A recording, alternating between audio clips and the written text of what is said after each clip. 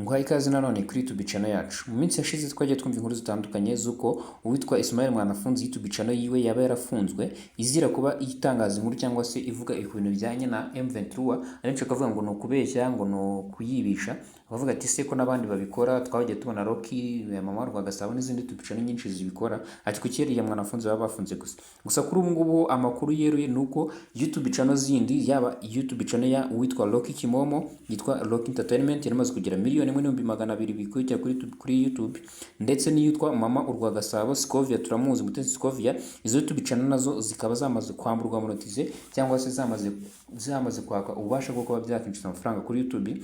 Ibi YouTube channel rero nta kindi kibyisha inyuma, biravuga ko ari Perezida wa Repubulika ya Kongo Felix Antoine Tshisekedi ndetse n'abakongomani nyirizina aribo bishe inyuma y'iyi campaign mu gufungisha izi YouTube channel z'abanyarwanda. Gusa kuri uyu munsi noneho uwitwa Rocky Kimomo akaba yahagurutse, akaba yerekeje muri Amerika kuburana urubanza rwiwe YouTube channel yiwe. N'iki kiganiro tugiye kurebera hamwe ese imvano y'ibi ngibi ni iyihe, ese ni kubera iki yerekeje muri Amerika, ese biragenda gute? Nkwibuze niba ari ubwa mbere ugeze kuri YouTube channel yacu gukora subscribe kugira ngo tujye tubana mu biganiro byacu by'ubutaha, kandi rero no video kugira irangiye kugira usobanukirwe neza imvano y'ibi bintu biri kuba kuri YouTube channel z'abanyarwanda, by'umwihariko zagiye zitangaza inkuru kuri M23 ndetse na Repubulika ya Kongo. Twagiye tubyumva, abenshi bakavuga ngo ni ukubeshya, abandi bakavuga ngo ni ibihuha. Gusa kuri uyu munsi noneho byakomeye, intambara yakomeje gututumba ndetse n'ubugome n'ubugambanyi bwakomeje kwaguka, aho Perezida Felix Antoine Tshisekedi yavuze ko agiye kwibasira abanyarwanda cyangwa se YouTube channel zose z'abanyarwanda zagiye zivuga neza M23, zikaba zaragiye zishyira cyangwa se zivuga M23 neza, zivuga ko M23 irimo iratsinda Repubulika ya Kongo. Kuri uyu munsi rero nta kindi kintu kirimo kiravuga cyangwa se kirimo kihangayikishije abanyarwanda. Umunyarwanda twakunze turi benshi witwa Rocky Kimomo cyangwa se Rocky, tumuzi mu gusobanura amafilime, gusa muri uyu munsi yari asigaye ahugiye mu documentaire no kutugezaho amakuru updates zitandukanye, ariho yaje kwisanga asigaye akora inkuru zerekeranye na M23 nk'abandi ba YouTube cyangwa se aba content creator bose bo mu Rwanda. Iyi nkuru cyangwa se izi nkuru za M23 nta muntu utarazikozeho kuko zifite views nyinshi muri iyo minsi. Ibi ngibi rero byababaje Repubulika ya Kongo, urebye ukuntu aba YouTubers bagiye bishimirwa cyane cyangwa se bagiye bakora inkuru zivuga kuri M23 zishimagiza M23. Ibi ngibi nibyo Repubulika ya Kongo yagiye irwanya bikayibabaza cyane aho Perezida Felix Antoine Tshisekedi yaje kwibasira cyangwa se kwinjirira Google na YouTube akishyura akayabo k'amafaranga menshi kugira ngo izi YouTube channel bazahagarike. Kuko ibitaro twabonye yitwa Ismael Mwanafunzi ihagarikwa. Kuri ubu rero indi channel yahagaritswe yanateje impagarara hirya no hino ku isi, ni channel yitwa Rocky Kimomo, yari imaze kuza hafi 1,200,000 kuri YouTube y'aba subscribers. Yari ifite ibihembo bitandukanye byagiye bitangwa na YouTube bya silver, n'igihembo gihabwa YouTube channel yujuje miliyoni. Ibihembo byose YouTube ya Rocky yari yarabyujuje. Kuri ubu ngubu rero YouTube channel ya Rocky ntabwo irasibwa, ariko yambuye monetize cyangwa se yambuye ubushobozi bwo kwinjiza amafaranga. Ibi ngibi rero bikaba byaratumye uwitwa Rocky Kimomo, turamuzi ko atajya aripfana, umwiyemezi, abenshi bamufataho umwiyemezi cyangwa se umuntu nyine urenze, avuga ati ngo ngiye mpora muri Amerika n'ahandi. Ibi ngibi rero byatumye afata indege, afata rutemikirere yerekeza muri Amerika ku cyicaro cya YouTube,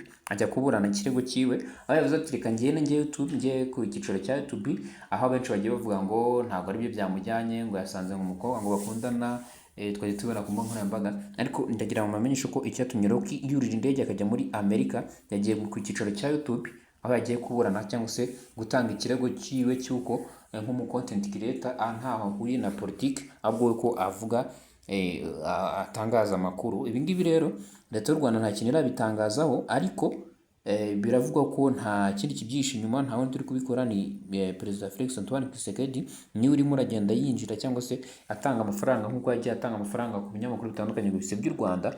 Niwe urimo uragenda atanga amafaranga ngo babe bahagarika YouTube channel z'abanyarwanda ndetse n'izindi zagiye zishimagiza M23, ahubwo bakomeze bashyigikire izigaragaza ko M23 ari abicanyi cyangwa se barimo barakora ibikorwa bitemewe. Izo nizo YouTube channel Tshisekedi arimo arashaka gupromotinga, akaba ariyo mpamvu akomeje kwibasira ama YouTube channel y'abanyarwanda atandukanye, nyuma ya Ismael Mwanafunzi na ba Gentil Video ndetse na Rocky niwe ugezweho, aho kuri ubu ngubu Rocky arimo aragenda ajya kuburana cyangwa se ajyana ikirego cyiwe muri YouTube cyangwa se ku cyicaro gikuru cya YouTube.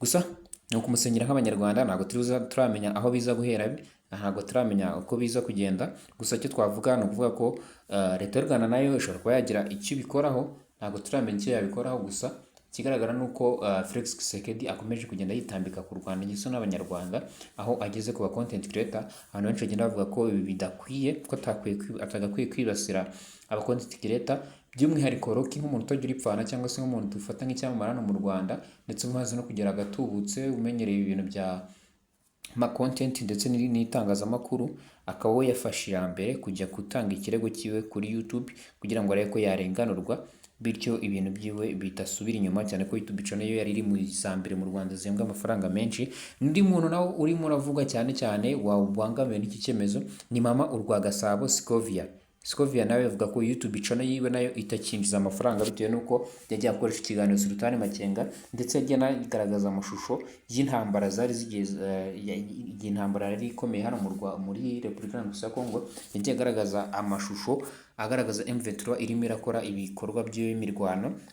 Ibingibi nabyo byagiye bituma Tshisekedi nayo iyo channel ya Mama Urwagasabo nayo kuri ubu kuri YouTube nayo iriho, ariko ntabwo ikinjiza amafaranga, ntabwo zasibwe, ariko ntabwo zikinjiza, bazambuye monetize cyangwa se uburyo bwo kwinjiza amafaranga. Ibingibi rero bikomeje kugenda biteza inkeke ku banyarwanda ndetse na content creator, aho bigenda bivuga ko ibi bitagakwiye kuba bikorwa. Gusa ntabwo turamenya ikizaraza kuvamo.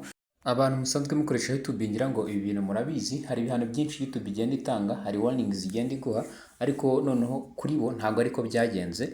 Ubundi iyo wakoze ikosa cyangwa se ufite strike kuri YouTube iguhereza warning, ikakuwarninga inshuro ya mbere, ya kabiri, iya gatatu, niho igiye yafata action yo kuba yasiba YouTube yawe cyangwa se yaguhagarika.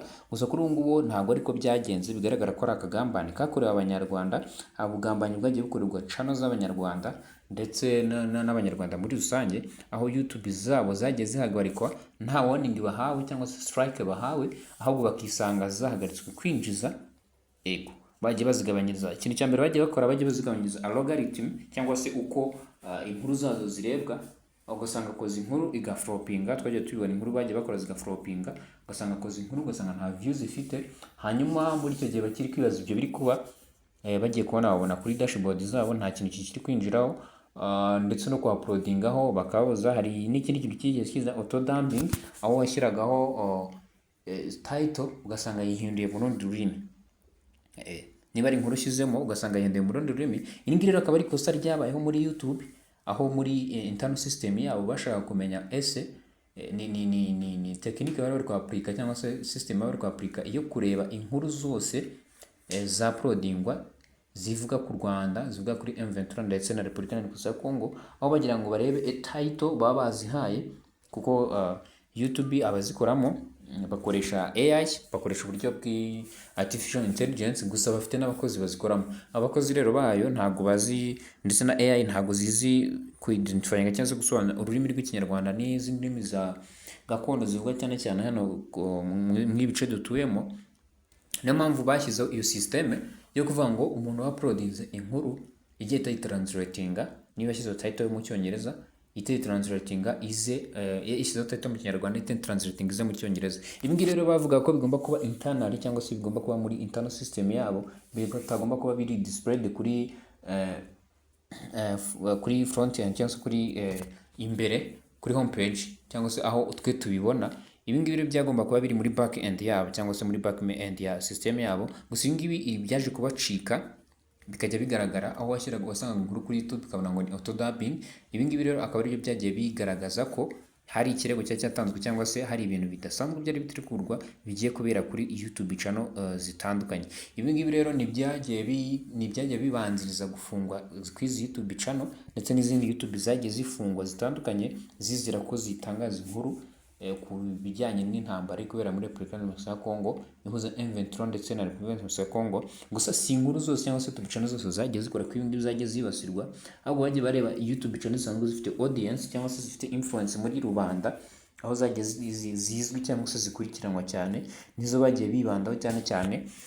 Twabonye iya Ismail Mwanafunzi niyo bahereyeho, hakurikiraho iya Rocky, hajyaho iya Mama Urwagasabo cyangwa se Mutesi Scovia n'izindi ntoya zitandukanye nazo bagiye baziha strike, izindi bakazibuza kuba monetize. N'ibintu byinshi byagiye bivugwa cyane cyane n'iyanjye ngo ushobora kubona nayo bayigirijeho nkana cyane ko auto dubbing nayo hose irakora.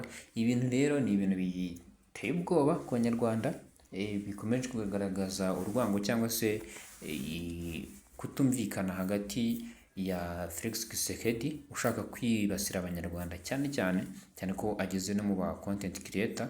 Ibi ngibi rero ni ibintu bibabaje cyangwa se biteye ubwoba, biteye n'agahinda kubona perezida w'igihugu runaka ayita aho kugira ngo yite ku bibazo by'igihugu cye.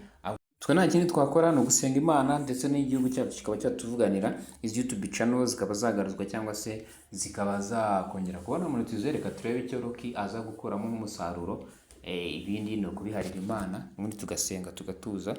Reka ngushimire rero, mwifuriza kugira ibihe byiza, tuzabare muri video zacu z'ubutaha. Murakoze.